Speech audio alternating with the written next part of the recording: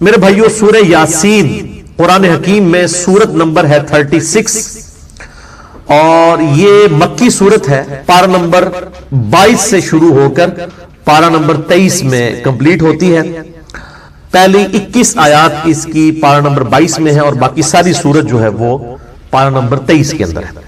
اور ظاہر ہے یہ پاروں کی ڈویژن جو ہے یہ توقیفی نہیں ہے. نبی صلی اللہ علیہ وآلہ وسلم نے تعلیم نہیں فرمائی، یہ بعد میں کی گئی ہے تابعین کے ادوار کے اندر. اس لیے پھر اس میں جو اس قسم کی قباحتیں ہیں سورتوں کے ٹوٹنے والی، یعنی ایک تو ہے کہ بہت آدھا آدھا ہو تو پھر قابل برداشت ہے. جس طرح کہ اب سورۃ الحجر کو دیکھیں، اس کی صرف ایک آیت پارہ نمبر 13 میں ہے، باقی پوری سورت جو ہے وہ پارہ نمبر 14 کے اندر ہے. اب وہ ایک آیت سے کیا ایڈوانٹیج لے لیا کسی نے؟ اگر وہ اس ایک آیت کو صرف کر دیتے تو وہ سورت ٹوٹتی نہ پاروں کی شکل میں.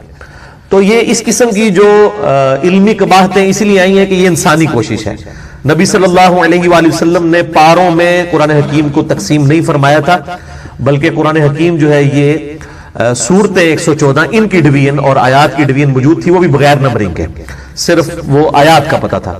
اس میں نے ڈیٹیل لیکچر دیا ہے، مسئلہ نمبر 115 قرآن حکیم کی حفاظت کا معجزہ اور سنی شیعہ کے اختلاف کا تحقیقی جائزہ. سورہ یاسین کا جو مرکزی ٹاپک ہے یہ عقائد ثلاثہ ہے، جو مسلمانوں کے بنیادی 3 عقائد ہیں: عقیدہ توحید، عقیدہ رسالت اور عقیدہ آخرت. سورہ یاسین کی جو فضیلت ہے اس کے حوالے سے جتنی بھی روایات احادیث کی کتابوں میں آئی ہیں آلموسٹ سب کی سب ہی ضعیف الاسناد ہیں، اور ان میں سے صرف ایک صحیح روایت موجود ہے موقوفاً سیدنا ابن عباس رضی اللہ تعالیٰ عنہ کا قول، وہ انشاءاللہ میں ڈسکس بھی کر دوں گا. باقی سب کی سب ضعیف الاسناد ہے. قرآن حکیم کی صورتوں کے فضائل کے حوالے سے سورہ یاسین ہو، سورۃ الملک ہو، سورہ الواقعہ ہو، باقی صورتیں، اس حوالے سے میں نے ڈیٹیل لیکچر کم از کم 3 گھنٹوں میں 3 نشستوں میں یہیں پر ریکارڈ کروایا تھا. سورۃ الرعد کی آیت نمبر 28 کے کانٹیکسٹ میں، الا بذکر اللہ تطمئن القلوب، آگاہ ہو جاؤ اللہ کی یاد ہی میں دلوں کا سکون ہے. اور اللہ تعالیٰ کا سب سے بڑا ذکر الذکر یہ قرآن حکیم ہے. انا نحن نزلنا الذکر وانا له لحافظون، سورۃ الحجر آیت نمبر 9. تو میں نے اس اللہ کے ذکر والی جو آیت ہے سورۃ الرعد آیت نمبر 28، اس کے کانٹیکسٹ میں قرآن حکیم کی 12 سورتوں کے فضائل 3 نشستوں کے اندر مسئلہ نمبر 112 A B C یہ ریکارڈ کروائے تھے. آج میں اس ڈیٹیل میں جاؤں گا، اس میں نے سورہ یاسین کے حوالے سے بھی ڈسکشن کی تھی. بہرحال اس حوالے سے سورہ یاسین کی فضیلت میں جو 3 ٹاپ آف دا لسٹ روایتیں پبلک کے اندر مشہور ہیں، سب کی سب ہے تو ضعیف ہے، لیکن میں ان کو یہاں پر مختصراً عرض کر دوں. اور ان احادیث کے نمبرز میں انشاءاللہ مشکات کے بھی بتاؤں گا، کیونکہ میں مشکات کے بارے میں اکثر یہ ڈکلیئر کرتا ہوں کہ مشکات از دا انسائکلوپیڈیا آف حدیث. اہل سنت کی مین سٹریم کی 13 کتابوں کے یہ نوٹس ہیں، بخاری، مسلم، ابو داؤد، ترمذی، نسائی، ابن ماجہ، الموطا امام مالک، سنن کبریٰ، البیہقی، المستدرک للحاکم اور کئی کتابوں میں سے یہ سمجھ لیں آپ نوٹس ہیں. یہ انسائکلوپیڈیا آف حدیث ہے. جس کے پاس مشکات آ جائے آپ سمجھیں کہ اہل سنت کی تمام کتابوں کا آلموسٹ خزانہ اس کے پاس ان 3 جلدوں کے اندر آ گیا. یہ مفت میں آپ ڈاؤن لوڈ کر سکتے ہیں ہماری ویب سائٹ اہل سنت پاک .com سے. 18 MB کی 3 فائلز ہیں. شیخ زبیلی رحمہ اللہ تعالیٰ کی تحقیم اور تخریج کے ساتھ مشکات المصابیح، اور اس کے تعارف پہ میں نے پورا لیکچر بھی دیا ہے مسئلہ نمبر 111B. جسے شوق ہو تو وہ ضرور دیکھیں. پہلی جو مشہور حدیث ہے اس حوالے سے وہ جامعہ ترمذی میں انٹرنیشنل نمبر کے مطابق 2887 اور مشکات میں ہے 2147 کہ آپ صلی اللہ علیہ وآلہ وسلم نے فرمایا کہ ہر چیز کا کوئی نہ کوئی دل ہوتا ہے، اور قرآن حکیم کا دل سورہ یاسین ہے. جو اس کی تلاوت کرے گا اسے 10 دفعہ قرآن حکیم پڑھنے کا ثواب ملے گا. لیکن یہ روایت جو ہے یہ اصول محدثین پر کمزور ہے. اس میں ایک راوی ہے ہارون ابو محمد، وہ مجہول الحال ان نون راوی ہے جن کا کوئی پتہ نہیں ہے، اور لاپتہ راویوں سے جو روایتیں ہیں وہ محدثین کے ہاں قابل قبول نہیں ہوتی. دوسری روایت ہے کہ آپ صلی اللہ علیہ وآلہ وسلم کی طرف منسوب ہے کہ جو اللہ کی رضا کے لیے سورہ یاسین پڑھے اس کے سابقہ سارے گناہ معاف کر دیے جاتے ہیں. لہٰذا اپنے قریب المرگ جو لوگ ہیں، نزع کے عالم میں ہیں، ان کے پاس اس کو پڑھو. یہ روایت شعب الایمان امام بیہقی کی کتاب میں 2458 نمبر ہے اور مشکات میں 2178. لیکن یہ روایت بھی جو ہے وصول محدثین پر ضعیف ہے، کیونکہ اس میں ایک راوی کا نام ہی کوئی نہیں ہے، رجل ان کے ساتھ ہی سند کے اندر آتا ہے بالکل. یعنی وہ جو پچھلی روایت تھی اس میں نام تو موجود تھا، مجہول الحال تھا، اس میں تو نام بھی اس کا نہیں ہے، اتنا لاپتہ ہے، لہذا یہ روایت بھی کمزور ہے. اچھا، مارکیٹ میں سورہ یاسین کے حوالے سے آپ نے دیکھا ہوگا وہ مبینوں والی ایک یاسین مل رہی ہوتی ہے، وہ جتنی مبینیں آتی ہیں نا 7-8، وہ ہر مبین کے بعد اس میں ذکر ایڈ کیے ہوتے ہیں. یہ فیبریکیٹڈ ہے، اس کی کوئی اصل موجود نہیں ہے، اور اس قسم کے وظائف مارکیٹ کے اندر کافی سارے جو ہے وہ ملتے ہیں. جب تک سند صحیح نہ ہو اس وقت تک ان وظائف کے اوپر اپنا ٹائم ضائع نہ کیا جائے. تیسری روایت جو مشہور ہے کہ جو شخص دن کے آغاز میں سورہ یاسین پڑھ لے اس کی تمام حاجتیں پوری کر دی جائیں گی. یہ سنن دارمی میں 3461 ہے اور مشکات میں 2177. یہ بھی مرسل روایت ہے. سیدنا عطا بن ابی رباح وہ تابعی ہیں اور ڈائریکٹ نبی صلی اللہ علیہ وآلہ وسلم سے بیان کر رہے ہیں، اور تابعی جب کوئی بات نبی صلی اللہ علیہ وآلہ وسلم کے ریفرنس سے ڈائریکٹ بیان کرے اور اس میں سند نہ ہو تو وہ مرسل چھوٹا ہوا واسطہ مانا جاتا ہے، منقطع روایت ہوتی ہے. لیکن یہ جو سنن دارمی کی حدیث ہے 3461، اس سے بالکل اگلی روایت جو ہے وہ بالکل صحیح سند کے ساتھ ہے سورہ یاسین کے بارے میں ہی، اور وہ ہے سنن دارمی میں 3462. یہ میں دارمی کا وہ نمبر بتا رہا ہوں جس کا پی ڈی ایف عام ہمارا جو ہے وہ گوگل کے اندر سرچ کرنے سے مل جائے گا آپ کو. سنن دارمی میں 3462، اور اس کی تحقیم جو ہے وہ شیخ سلیم حسین اسد نے کی ہے، انہوں نے بھی اس کو روایت کو صحیح کہا.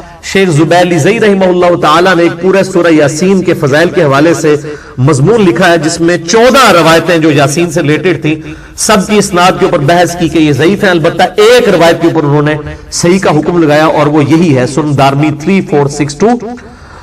اور لیکن مشکات کے وہ فٹ نوٹ پہ لکھنا بھول گئے 2177.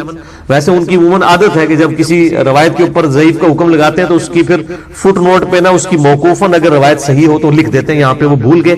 البتہ الگ سے ان کا جو مضمون ہے شیخ زبیر صاحب کا فتاوی علمیہ کی پہلی جلد میں صفحہ نمبر 493 سے 497 تک انہوں نے اس کہ فضائل پہ جتنی حدیثیں ہیں ان پر تحکیم کی ہے اور ایک روایت کو صحیح قرار دیا.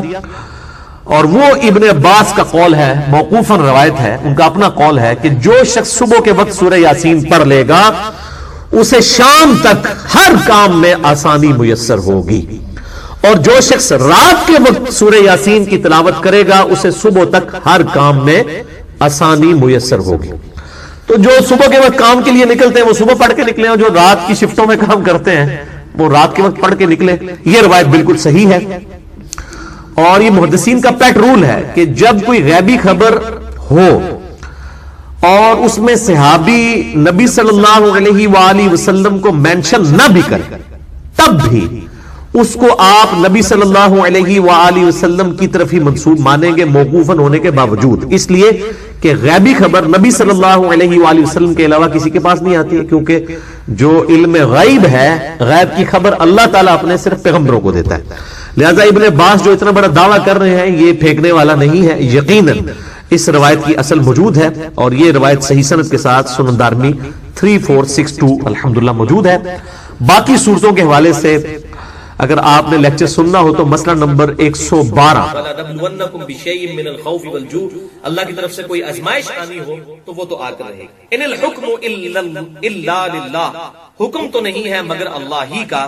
علیہ توکل، اسی پر میں نے بھروسہ کیا. وعلیہ فلیتوکل المتوکلون، تو توکل کرنے والوں کو اسی ہستی پر توکل کرنا چاہیے. ولما دخلوا من حیث امرهم ابوہم، جب وہ مصر میں داخل ہوئے اسی طریقے سے جیسا کہ ان کے باپ نے انہیں حکم دیا تھا.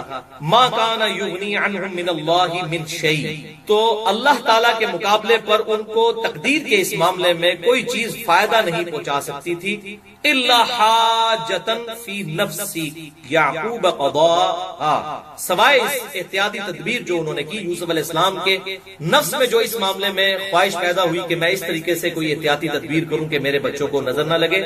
اللہ تعالیٰ کی اگر کوئی تقدیر غالب ہونے والی ہوتی کسی معاملے میں تو وہ اس کو روک نہیں سکتی، لیکن ساتھ ہی اللہ تعالیٰ نے ان کو انڈورس بھی کر دیا یعقوب علیہ السلام کو. وَإِنَّهُ لَذُو عِلْمٍ لِمَا عَلَّمْنَاهُ، اور بے شک وہ صاحب علم تھے اس علم کے سبب جو ہم نے یعقوب علیہ السلام کو سکھایا تھا، وَلَٰكِنَّ أَكْثَرَ النَّاسِ لَا يَعْلَمُونَ، لیکن اکثر لوگ اس حقیقت سے واقف نہیں۔ یعنی یوسف علیہ السلام نے یہ جو اسٹریٹجی اڈاپٹ کی کہ سارے بیٹے جو ہیں وہ ایک دروازے سے داخل نہ ہو، نظر بد سے بچنے کے لیے جو انہوں نے یہ طریقہ اختیار کیا، تو اللہ تعالیٰ نے کہا کہ اس کے ذریعے سے تقدیر تو نہیں ڈال سکتی تھی، البتہ وہ ہمارے علم والے بندوں میں سے تھے، ہم نے انہیں علم سکھایا ہوا تھا، کہ یہ ظاہر ہے کہ اللہ تعالیٰ کی طرف سے انہیں علم سکھایا گیا تھا کہ نظر بد سے بچنے کا یہ طریقہ ہے۔ نظر بد کے اعتبار سے تو بچا جا سکتا ہے، البتہ اگر تقدیر میں کوئی اللہ کی طرف سے تکلیف، آزمائش جو ہے، وہ پریشانی جو ہے، کوئی تکلیف آزمائش کی صورت میں آ کر رہنی ہے، تو وہ ٹلنے والی نہیں۔ اب یہاں پر میں اس حوالے سے تھوڑی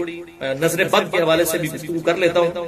اس کانٹیکسٹ میں 5 صحیح الاسناد احادیث انشاءاللہ ڈسکس کروں گا، اور 5 کی 5 ہی صحیح بخاری اور صحیح الحمدللہ۔ پہلی حدیث صحیح بخاری اور مسلم کی متفق علیہ حدیث ہے، بخاری میں 5739، مسلم میں 5725، کہ آپ صلی اللہ علیہ وسلم نے ایک لڑکی کو دیکھا جس کا چہرہ زرد پڑ چکا تھا، تو آپ صلی اللہ علیہ وسلم نے ارشاد فرمایا اس لڑکی کو دم ڈلواؤ، اسے نظر۔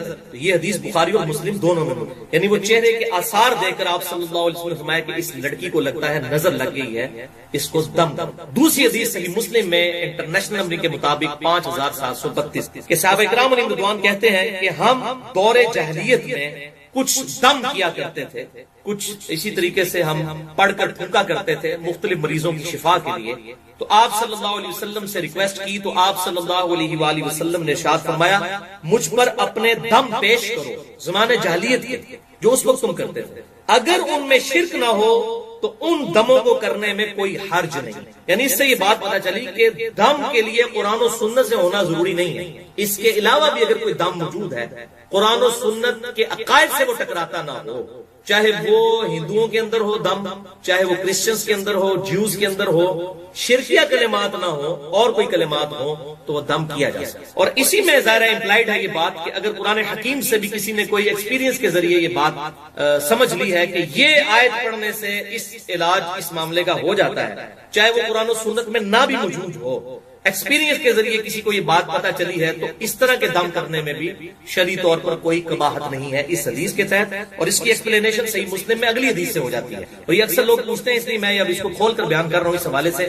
یہ بڑی کریٹیکل حدیث ہے، تیسری حدیث صحیح مسلم سے 5731 کے معاملے کو بالکل کھول دیں گے۔ صحابہ کرام رضوان نے عرض کیا اللہ کے رسول صلی اللہ علیہ وسلم، ہم لوگ زمانے جاہلیت میں بچھوؤں کے ڈسنے کے اوپر دم کیا گیا، یعنی بچھو ڈس جاتا تھا، دم کرتے تھے، شفا ہو جاتی تھی، شفا تو ہوتی تھی ظاہر، تو ہم اس دم کو جاری رکھیں۔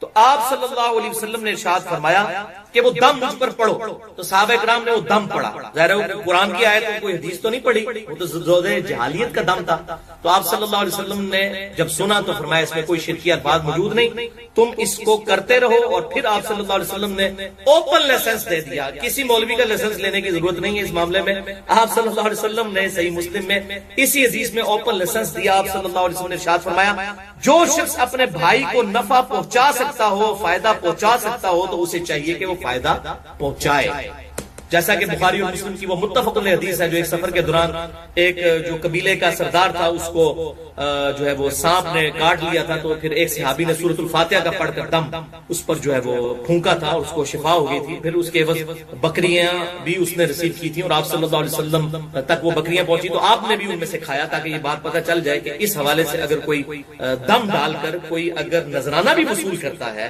اس بنیاد کے اوپر کہ میں دم ڈالوں گا اور اس کے حوالے سے مجھے کوئی اتنی رقم دے، تو یہ بھی جائز، کوئی حرج نہیں۔ لیکن یہ تمام چیزیں یہ آج کل جو یہ دم درود پڑھ رہے ہیں جس میں شرکی الفاظ موجود ہوتے ہیں، یہ ان کے لیے نہیں ہے۔ اگر سنت کے مطابق کوئی دم پڑے اور اس کے ذریعے اس کو کوئی ذریعہ معاش بھی بنا لیتا ہے اس حوالے سے اور نذرانے وصول کرتا ہے، تو یہ بخاری اور مسلم کی متفق علیہ حدیث ہے، بڑی مشہور حدیث ہے یہ سورۃ الفاتحہ کے دم کے حوالے سے، تو یہ جائز اگر اس کے ساتھ اس طرح کی کوئی کمٹمنٹ کر لی، لیکن شرکی الفاظ نہ ہو۔ تو اس میں آپ صلی اللہ علیہ وسلم نے معاملہ بالکل کھول کر بیان کر دیا۔ سوال اینڈ میں یہ اچھا، چوتھی حدیث بھی صحیح مسلم سے ہے، انٹرنیشنل نمبر کے مطابق 5702 کہ آپ صلی اللہ علیہ وسلم نے ارشاد فرمایا العین حق، نظر کا لگ جانا یہ حق بات ہے کہ ایسا ہو جائے، نظر لگ جاتی ہے۔ پھر آپ صلی اللہ علیہ وسلم نے ساتھ ہی ارشاد فرمایا اگر کوئی شے تقدیر پر بھی سبقت لے جاتی تو وہ نظر ہے، اور جب نظر لگ جائے اور کوئی شخص تم سے غسل کا مطالبہ کرے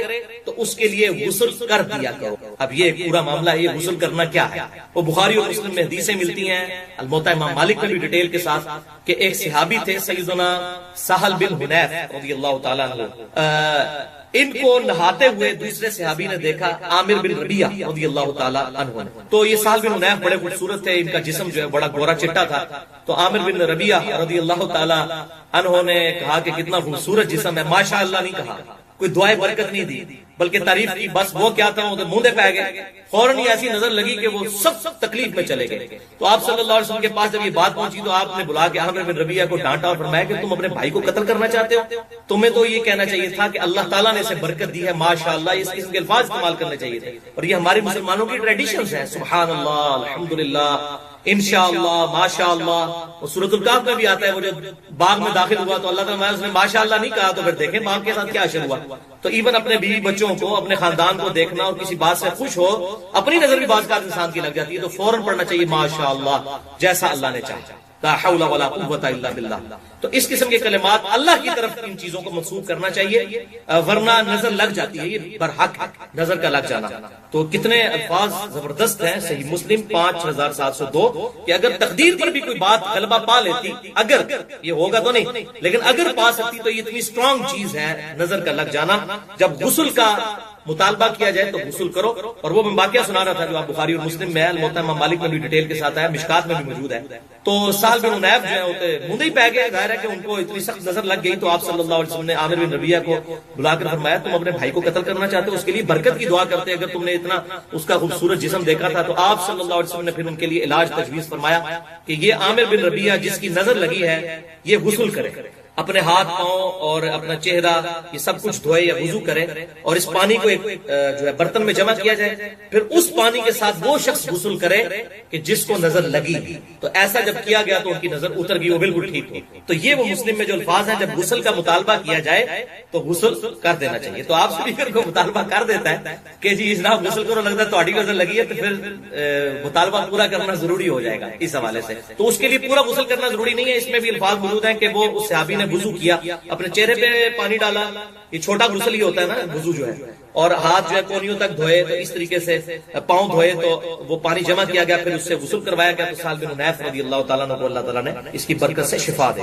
اچھا، 5ویں حدیث، اب یہ تو ساری باتیں ہوگی اتنی ڈینجرس، علاج کیا ہے؟ اصل چیز تو یہ ہے نا، اکثر لوگ پوچھ رہے ہوتے ہیں نظر کا علاج کیا ہے، نظر کا دم کیسے ڈالا جائے؟ تو دم تو مختلف لوگوں نے ایکسپیرینس سے بھی حاصل کیے ہیں۔ سورہ قلم کی جو آخری آیات ہے، وَإِن كَادُ الَّذِينَ كَفَرُوا لَيُزْلِقُونَ، یہ میں آپ کو پڑھ کے بھی سنا دیتا ہوں، اس کا تھوڑا ترجمہ بھی اس حوالے سے، یہ بڑی امپورٹنٹ آیات ہے، یہ حدیث میں تو نہیں ہے لیکن لوگوں کا ایکسپیرینس ہے نظر بد کے حوالے سے۔ سورہ قلم جو ہے، سورہ الملک سے جو فوراً بعد آگے صورت ہے وہ سورہ ہے سورہ قلم، تو اس کی آخری آیات جو ہے، آخری آیت 51 اور 52 جو ہے، وَإِن يَكَادُ الَّذِينَ كَفَرُوا لَيُزْلِقُونَكَ بِأَبْصَارِهِمْ لَمَّا سَمِعُوا الذِّكْرَ، کہ یہ کافر تو یہ چاہتے ہیں کہ وہ ضرور تمہیں نظر لگا دیں اپنی آنکھوں کے ذریعے جب وہ الذکر قرآن سنتے ہیں۔ تو یہ کافروں نے باقاعدہ بندے بلائے تھے نظر لگانے والے کہ آپ صلی اللہ علیہ وسلم کو نظر لگا دیں کس طریقے۔ تو آپ صلی اللہ علیہ وسلم جب قرآن پڑھتے تھے تو وہ ایسے نظر سے دیکھتے رہتے تھے کہ حضور صلی اللہ علیہ وسلم کو کسی طریقے سے نظر لگ جائے، تو یہ جو دعوت ہے رخ ہے۔ اب ان کو کیا پتا تھا، وہ تو اللہ کے پیغمبر ہے، وہ تو اللہ کی حفاظت میں ہے، تو یہ وہ اس بات کا ذکر ہوا۔ تو اب لوگوں نے ڈسکوری کی کہ یہ نظر کے اوپر یہ آیات نازل ہوئی ہے تو یہ پڑھ کے پھونکے۔ تو اگر اس طرح کسی کا ایکسپیرینس ہوتا ہے کسی حوالے سے، تو آپ صحیح مسلم کی حدیث سن چکے ہیں 5732 کہ اگر اپنے بھائی کو، اور 5731 کوئی نفع پہنچا سکتا ہے اپنے ایکسپیرینس کے ذریعے کسی حوالے سے، تو ایون قرآن و سنت سے ہٹ کر بھی کوئی دم ہو، شرکیہ نہ ہو، تو وہ دم کر سکتے ہیں آپ، اس میں کوئی مسئلہ نہیں ہے۔ لیکن اگر اس دم کے اندر یا علی مدد، یا شیخ عبد القادر جیلانی مدد، اس قسم کے کوئی شرکی الفاظ ہے تو وہ دم نہیں ہے بھی، وہ شیطنت ہے۔ یا کوئی دیوی کو پکارتا ہے اس کے اندر، یا کسی بت سے مدد مانگتا ہے، تو اس معاملے میں اگر کوئی شفا ہو بھی جاتی ہے وقتی طور کے اوپر تو وہ دم کرنا جو ہے وہ حرام. بعض اوقات انہی شیاطین کی طرف سے غلبہ ہو جاتا ہے, اور یہ اکثر اوقات شیاطین جب غلبہ کرتے ہیں تو کہتے ہیں فلاں جو ہے وہ جو ہے خصوصاً انڈیا کے اندر ایسا ہوتا ہے, فلاں جو ہے وہ بدھ کے اس دربار پر لے جاؤ جہاں پر ان کا وہ سارا میلہ ٹھیلا لگا ہوتا ہے, تو لوگوں کو وہ جنات اتر جاتے ہیں. وہ بیسیکلی وہ شیاطین ہوتے ہیں جو لوگوں کا عقیدہ خراب کرنا چاہتے ہیں. ادھر بھی ہوتا ہے بعض کا, تو کہتے ہیں فلاں دربار پہ لے گئے کہ ٹھیک ہو گئے, اسی دربار پہ شیطان آئے ہوتے ہیں, جن چڑھے ہوتے ہیں, اسی واسطے کہ لوگوں کو قرآن و سنت سے ہٹا کر اس طرح کے معاملات کیے. تو یہ اس میں آپ صلی اللہ علیہ وسلم کے واضح الفاظ ہیں صحیح مسلم کے اندر 5731 اور 5732 کہ ایسے الفاظ نہ ہوں جو شرکیاں ہوں, ادروائز وہ ایکسیپٹیبل نہیں ہوں گے. پھر وہ دم جو ہے پھر ایکسیپٹیبل نہیں ہوگا. ہاں شرکیاں نہ ہو تو چاہے قرآن و سنت میں نہ بھی ہو, یا ایون قرآن سے کوئی ایسا دم ہو جو آپ صلی اللہ علیہ وسلم نے تعلیم نہیں فرمایا لیکن کسی نے ایکسپیرینس سے لرن کیا ہے, تو وہ بھی کر سکتے ہیں. آپ صلی اللہ علیہ وسلم نے اجازت دے دی, میں نے مسلم شریف کی حدیث بتا دی. تو یہ آیت وَإِن يَكَادُ الَّذِينَ كَفَرُوا لَيُزْلِقُونَكَ بِأَبْصَارِهِمْ لَمَّا سَمِعُوا الذِّكْرَ, اور یہ کافر کہتے ہیں کہ تو نظر لگا کے ضرور آپ صلی اللہ علیہ وسلم کو نظر لگا دیں گے, اس طرح آپ کو یہ آنکھیں پھاڑ کر دیکھتے ہیں جب آپ قرآن الذکر پڑھ رہے ہوتے ہیں. وَيَقُولُونَ إِنَّهُ لَمَجْنُونَ, اور کہتے ہیں کہ یہ تو مجنون ہے معاذ اللہ نبی.